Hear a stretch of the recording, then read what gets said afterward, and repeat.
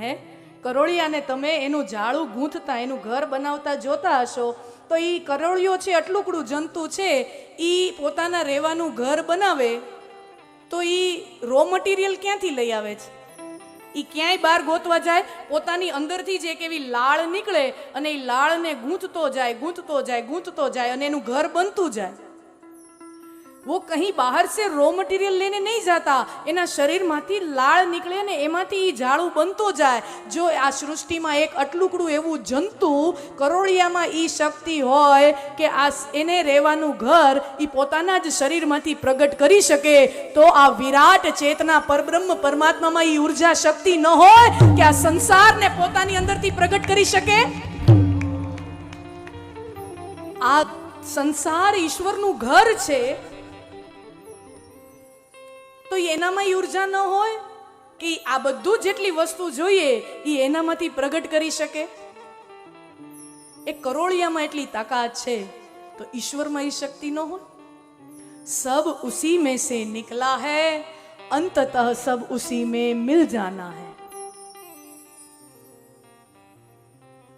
उसी में से निकला है, उसी में से मिल जाना है. એટલે ઈશ્વરે દુનિયા બનાવી છે ને, આ ખોટી વાત છે. સમજો હો, તમે એમ કહો ને કે ભગવાને આ દુનિયા બનાવી તો એ સૈદ્ધાંતિક રીતે ખોટી વાત છે. ઈશ્વરે દુનિયા નથી બનાવી, જે બન્યું છે ને એ ઈશ્વર છે. તમે સ્ટીફન હોકિંગ્સ નામના વૈજ્ઞાનિકનું નામ સાંભળ્યું હશે. તમને થોડી કસરત થાય ને, મિક્સિંગ વાળા ભાઈ ગૂગલ ઉપર સ્ટીફન હોકિંગ્સ ટાઈપ કરો, જો થાય તો આમાં તમે એલઈડીમાં બતાવો, થાય તો સગવડ થાય તો જો. દુનિયામાં 3 મોટા વૈજ્ઞાનિક મગજ આ દુનિયાએ જોયા. સૌથી પહેલા ન્યૂટન, જેના માથા ઉપર સફરજન પડ્યું, અને પછી ત્યાંથી લઈને આખું વિજ્ઞાન શરૂ થયું. સાયન્સના વિદ્યાર્થીઓને એમ થાય ન્યૂટન જન્મો જ નહોત તો અમને શાંતિ હોત. તો એ ન્યૂટન પછી 20મી સદીમાં થઈ ગયા આઇન્સ્ટાઈન, અને એના પછી જે સૌથી મોટા દુનિયાએ ત્રીજો સૌથી મોટો વૈજ્ઞાનિક જોયો તો સ્ટીફન હોકિંગ્સ, વ્હીલચેર ઉપર. એનું શરીરમાં આખું પેરાલિસિસ, ચાલી શકે નહીં, બહુ નાની ઉંમરથી વ્હીલચેર ઉપર આવી ગયેલો, પણ મગજ એટલું ચાલે, શરીરનું એક અંગ ન ચાલી શકે પણ મગજ એનું મેધાવી. દુનિયાનો મહાનતમ વૈજ્ઞાનિક, અને બહુ પાછલી અવસ્થામાં, જ્યારે બહુ વૃદ્ધ થઈ ગયા, હમણાં એનું મૃત્યુ પણ 5-6 વર્ષ પહેલા હમણાંના સમયમાં જ થયું છે.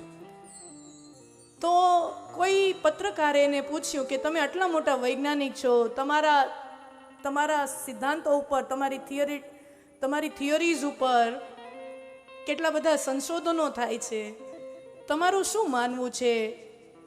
Does God exist? ભગવાન જેવું કંઈ હોય છે? હવે આ વૈજ્ઞાનિકનો જવાબ છે ને, સત્તાવાર રીતે નોંધાયેલો જવાબ છે, તમે ઘરે જઈને કસરત કરી શકો, તમને મળી જશે. પત્રકારે એને પૂછ્યું કે તમે માનો છો કે ભગવાન છે? ગોડ ક્રિએટેડ ધ વર્લ્ડ, તમે એવું માનો છો કે ભગવાને આ દુનિયાની ડિઝાઇન, નકશો બનાવ્યો, તમે એવું માનો છો? અને ત્યારે વૈજ્ઞાનિકે સ્ટીફન હોકિંગ્સે બહુ વિનમ્રતાથી કીધું, I don't believe that God has created the design. હું નથી માનતો કે ભગવાને આ દુનિયા બનાવી હોય.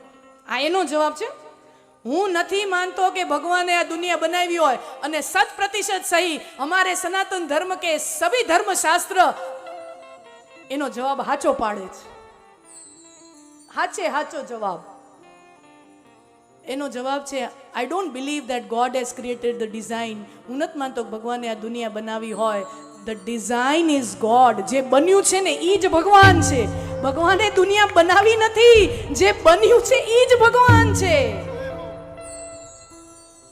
ભગવાનને દુનિયા નહીં, બહુ ફરક છે. જોજો, દુનિયામાં ઘણા ધર્મો છે ને, તો અમુક મેં પશ્ચિમના 3 ધર્મો કીધા ને, યહૂદી ધર્મ, ખ્રિસ્તી ધર્મ, ઇસ્લામ ધર્મ, એનામાં આપણામાં ફરક, મૂળિયાતી ફરક આ છે.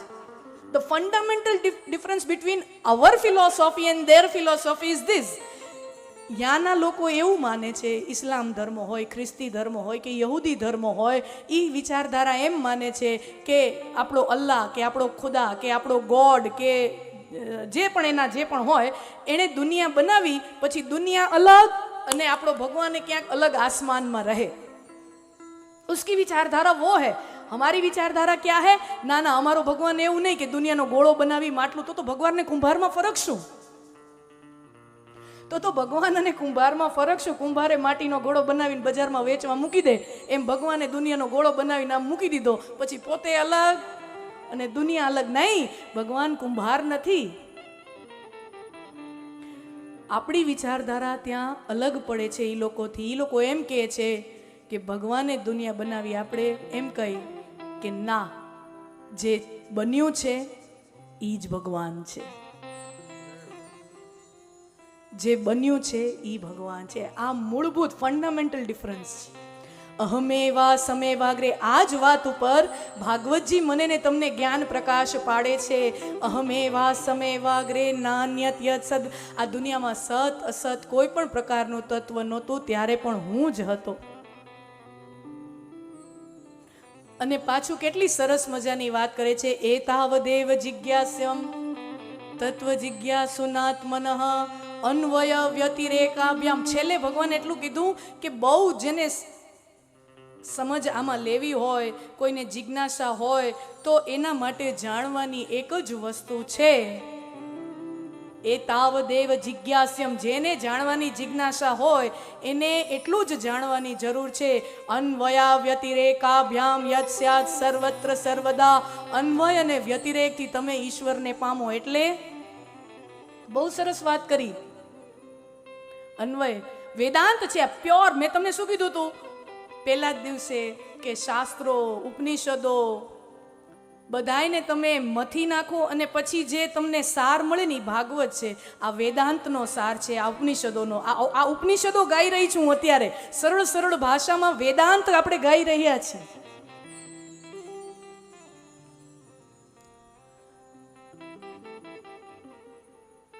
તો જેને જાણવાની જિજ્ઞાસા છે એ મનુષ્ય માટે એટલું જ જાણવું પર્યાપ્ત છે. અન્વય વ્યતિરેકાભ્યામ. અન્વય વ્યતિરેક વેદાંતના સિદ્ધાંતથી ઈશ્વરને સમજો. અન્વયાને બહુ હું તમને સાવ સરળમાં સરળ થાય ને એ જ રીતે આ વાત અહીંયા મૂક. કારણ કે આ છે ને બહુ ક્લિષ્ટ સિદ્ધાંત છે, પણ આપણે એકદમ સરળ રીતે જો સમજવો હોય. અન્વયાને એકની ઉપસ્થિતિથી બીજાની ઉપસ્થિતિ નક્કી થાય. એટલે કે આ છે તો આ હોવો જોઈએ. સમજાણું? આ છે તો આ હોવો જોઈએ. તમારું ડોકું હજી હલતું નથી, હજી સરળ કરી. તમે આમ ગામથી દૂર ખેતર વિસ્તારમાં વયા જાઓ. તમે ખેતર વિસ્તારમાં વયા જાઓ, ચાલતા ચાલતા જાતા હો અને તમને અચાનક જ ધુમાડાના ગોટા ગોટા ગોટા ઉપર આકાશમાં ઉડતા દેખાય, તો તમે શું અનુમાન લગાવો? કે નીચે આગ લાગી હોવી જોઈએ. હવે તમે આગ જોઈ દૂરથી દેખાણી હોય, પણ આકાશમાં ઉપર ગોટા ધુમાડાના ઉડ્યા હોય એ દેખાય ને. તો તમે આકાશમાં ઉડતા ધુમાડાના ગોટાને જોઈને તમે નક્કી કર્યું કે નીચે આગ લાગી હોવી જોઈએ. તમે આગને જોઈ નથી, અગ્નિ જોઈ નથી, માત્ર ને માત્ર ધુમાડા જોઈને તમે નક્કી કર્યું કે દૂર આગ લાગી હોય છે. દોડો દોડો દોડો, કઈ નુકસાન તો નથી થઈ ગયું. ધુમાડાની હાજરીથી તમે અગ્નિની હાજરી અનુમાન કરી. જોયું નથી પણ અનુમાન કર્યું. તો એકની હાજરીથી બીજોની હાજરી નક્કી થાય. એમ યત સત્વે યત સત્વમ અન્વય, યત ધ્રુમ સત્વે અગ્નિ સત્વમ અન્વય, યત સૃષ્ટિ સત્વે સર્જક સત્વમ અન્વય. તો જેવી રીતે ધુમાડાની હાજરીથી અગ્નિ નક્કી થાય, એવી રીતે જો આ આખી દુનિયા છે મારા ને તમારા નજરની સમક્ષ, આવડા મોટા મોટા પહાડો, મોટા મોટા સમંદર, મોટી મોટી નદીઓ, મોટી મોટી ધરતી, અને આ તો ખાલી એક દડો છે એટલો. આવું તો અનંત અનંત બ્રહ્માંડમાં કેટલું બધું છે. તો આટલું બધું હોય તો એનો બનાવવા વાળો, એનો સર્જક પણ હોવો જોઈએ. અન્વય. तो ये दुनिया है, यही उसकी साबिती है कि ईश्वर है. दुनिया છે ને ઈ જ એની સાબિતી છે કે ભગવાન છે. ભગવાનની બીજી સાબિતી ગોતવાનો જવાની હોય ને જોવાનો જવાનો હોય જાણવાનો જવાનો હોય. આ દુનિયા છે ઈ જ સૌથી મોટી સાબિતી છે કે ઈશ્વર છે.